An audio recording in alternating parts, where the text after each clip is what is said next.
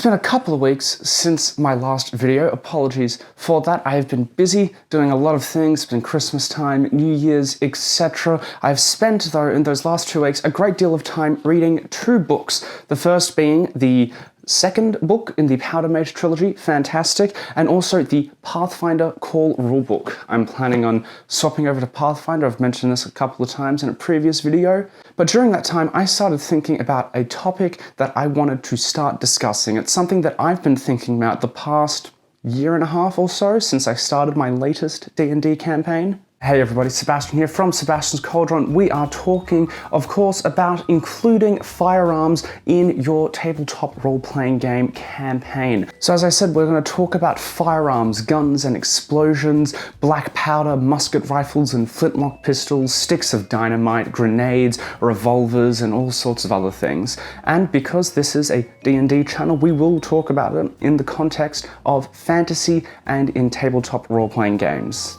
Now, guns and fantasy have always existed in this strange vacuum. There's always been a strange relationship between the two, whether it's a dumb joke or a dumb meme about how Lord of the Rings could have been solved if Legolas only had a sniper rifle, or if it is the standard inclusion of black powder weapons, typically flintlocks in what we call flintlock fantasy. Guns and explosives have always been in a sort of weird spot when it comes to the inclusion in typical fantasy. That doesn't mean that it can't be used. For example, in Lord of the Rings, the Two Towers, I think in the movie, they have a orc suicide bomber who uses some sort of explosive, which I think they hand wave as some magical creation by Saruman to breach open Helm's Deep. We see a lot of flintlock weapons used in Pirates of the Caribbean and almost every other pirate-themed thing that I can think of. We see gunpowder and magic mixed with sorcerers known as powder mages in the Powder Mage trilogy and Gods of Blood and Powder by Brian McClellan. I'm sure there are a bunch more examples of firearms in fantasy. Those are just the few that I can think of right now off the top of my head. And despite the presence of firearms in some fantasy mediums, I have found that the inclusion of them in D&D and other tabletop role-playing games has been a very controversial topic. So much so that a significant and prominent argument for or against Pathfinder, which is effectively a house-ruled 3.5 edition of D&D, is that it has and uses guns quite frequently in its games. Those of you that watch Critical Role would know that this is where Percy originally comes from. Mercer's game was initially Pathfinder before they transitioned over to 5th edition. I don't know why they transitioned over, but maybe it sold better? I'm not too sure, but that is where we got the gunslinger first and foremost. We've seen many RPG systems try to include guns, and all of them have their different quirks, drawbacks, and advantages to them. There is not, to my knowledge, a perfect system for using firearms that also blends together that typical fantasy tropes and everything that we know and love. So this is going to be a multi-part series talking about firearms in the context of fantasy in tabletop role-playing games in your D&D campaign. This is part 1. In this part, we are going to talk about 4 key things that you need to think about and consider before you even start to think about implementing firearms into your campaign. Because we're talking about, I guess, more setting and world building sort of stuff, this could also apply if you're writing a fantasy story or if you're coming up with a script or anything vaguely along the lines of writing. This video is not going to be talking about game mechanics, homebrew, what system you should be using. That is going to be in a future video. So like I said, there are 4 key things to think about. The first one to think about is what kind of technology are you going to be using? You have a vast array of terms that you're going to have to suddenly become familiar with to distinguish all of the different mechanisms, systems, and everything that have been used in order to fire a projectile at someone at an incredibly fast rate. Are you going matchlock, wheel lock, flintlock, muzzle-loaded, breech-loaded? Or all of these sort of terms, you're going to probably have to do a bit of Googling. I have spent a lot of time on Wikipedia looking at flintlock weapons in particular, because that is sort of what I am looking to include and what I have been including in my D&D game. But you have to ask yourself, do you want to include those really old school, early sort of flintlock weapons that are very cumbersome and take a long time to load and are often unreliable? Do you want to go a little more modern and go Wild West sort of themed and have revolvers, lever action rifles? Do you want to go very modern and have typical assault rifles, semi-automatic pistols, grenades, and all of that? The technology and the overall type of gun and firearms that you are going to be using is really important to establish, and you want to make sure that not only you are aware of that, but your players are aware of that too. If you are telling them you're including firearms, you need to make sure that your players know you're only including flintlock pistols and musket rifles, because the last thing you want is your players to be disappointed thinking that they were going to create an elven ranger who has a massive sniper rifle and 2 double-barrel shotguns. These sort of expectations you can talk about in a session 0. Did a video on that. You can put it up there. While you're doing that, if you want to click the like button and subscribe, that'd be super cool. Thank you.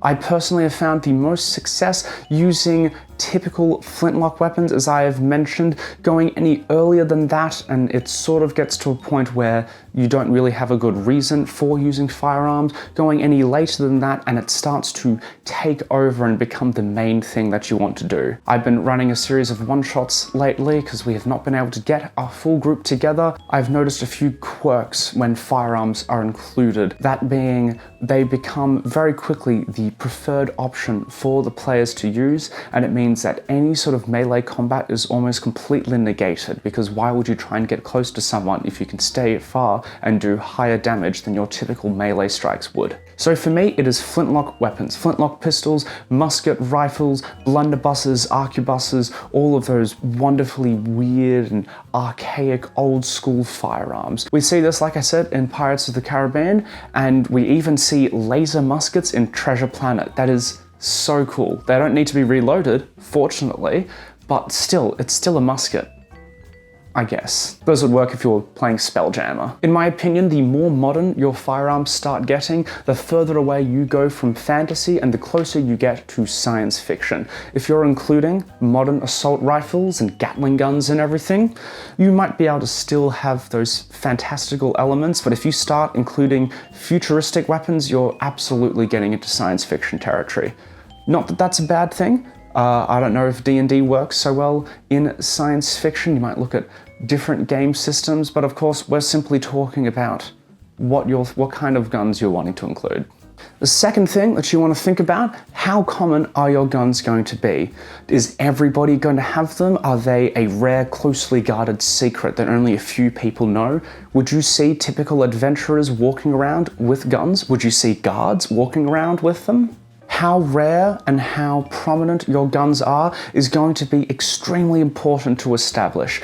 If they are very, very rare and you have a player character or even just a character in a story that wants to be the first person to invent the gun, that is a significant story beat. You should grab onto that and you should use that, because that would be fantastic. In the inverse, if they are extremely commonplace and popular, you could imagine that pretty much everyone would be carrying one of some variety. That then also means that guns would be easy to acquire, ammunition would also be easy to acquire. If they're rare, you would probably have to craft everything. If your character isn't intelligent or doesn't have access to tools and metals, they're probably not going to be able to make themselves any weapons or ammo. How common the guns are is then going to lead to strange social quirks that you might not think about. For example, if they are extremely rare, is someone going to be threatened if you point a gun at them? They might not. Or if they are, it's going to be coupled with a strange feeling of confusion. What is this device that is being pointed at me? Of course, if they're common, if they have the same sort of knowledge that your average person does about a gun, they probably would be threatened. This then links to our third item of consideration, which is how has the world changed or not changed because of the presence of guns? As I said earlier, if guns are common, you can say goodbye to melee fights, or at least a lot of them. If it is very quick to reload a gun and fire it again, why would you bother trying to get close to someone? This was a fundamental shift in warfare when the firearms started becoming more prominent. Cavalry charges wouldn't work, melee fights wouldn't really happen. If I remember correctly, this is part of the reason why France didn't do so well at the start of the First World War, because they were still doing mounted cavalry charges with swords, and the Germans all just had guns and were just shoot them all down.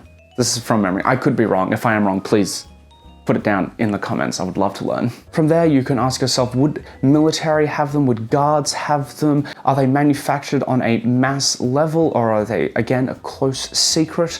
Do people still have access and occasionally use older ranged weapons such as bows and arrows or crossbows? Are people allowed to walk around the streets with guns? You might typically think of a fantasy setting and walking down the street of a large bustling city and seeing numerous knights in golden sheaming armor and carrying great swords on their backs. That would be a typical sight. Everyone would have the sword, it's just presumed you would. In that instance, would you then also have people walking around with their guns? We might think of that as a little strange. Personally, if I walked down the street and I saw someone holding a couple of 6-shooters at their side, I'd be a bit concerned. But this is not our world, this is a fantasy world we're thinking about. You can also think about how the world has adapted in a more industrial way. If firearms are becoming more prominent, then maybe they start developing strange accessories and attachments for it. Things that allow you to see far away and to line up a shot perfectly, or something even to muffle the sound of a firearm so that it remains silent, or at least quieter. You should also think about how magic is going to interact with the firearms. Are you going to include something like Brian McClellan did, in which people can use black powder in order to enhance their strength, their perception, their abilities to float shots from over a mile away? Are you going to keep magic and your firearms separate? Of course, if we're playing a TTRPG, you are going to be a little constrained by the rules and the mechanics. If you're writing a story, though, anything goes. You could do all sorts of crazy stuff, mixing together firearms and magic. I could imagine a gunslinger with some sort of divine magic power who can walk down the street ready for a face-off with 6 men, and as he draws his revolver, you see that 5 more spectral revolvers rise up from his billowing coat and fire 6 shots simultaneously. That could be cool. The fourth and final thing to think about, which is less specific about firearms, but more about your story or game in general, but what kind of tone are you going for? Your tone is going to be really important in thinking about how you're implementing guns. If you're going for a really irreverent, sort of funny and wacky sort of setting, then perhaps your guns are going to be a little more wild, a little more prone to misfiring, ricocheting, and bouncing around doing wacky and zany things like that. If you're doing something that's a little more gritty, a little more grimdark and realistic, you might then think about implementing very bad consequences for misfiring and ensuring that you have to keep your gun clean and maintained every day, lest it blows up in your face, dealing damage to yourself and potentially other people. If it's a gritty survival, then perhaps ammunition is scarce, and it is something that you have to hoard and keep serious track of. If you're going for a mystery story or some sort of horror, perhaps people aren't typically allowed to hold firearms on their person, and you have to try and conceal them and ensure that they aren't spotted by your adversaries or by the city guard. So that's it. Those are 4 things to think about before implementing firearms. What kind of technology, what kind of guns are you using? How common are they going to be? How has the world changed or not changed because of their presence? And then finally, what kind of tone are you going for? Think of those things. If you have answers to those, put them down in the comments. I would love to read them, love to hear about how you're thinking about implementing or not implementing firearms. The next video is either going to be looking more specifically at some mechanics for different games, or it's going to be on the starter set again. I've got a video series we're looking at Lost Mines of Fingal, Fangle, Flap, Fandelver, that one. You can click up there, you can go watch those. You can also click on other things on the screen in a second to watch other stuff, subscribe, all of the usual things. You know what to do at this stage, but I will see you guys some other time.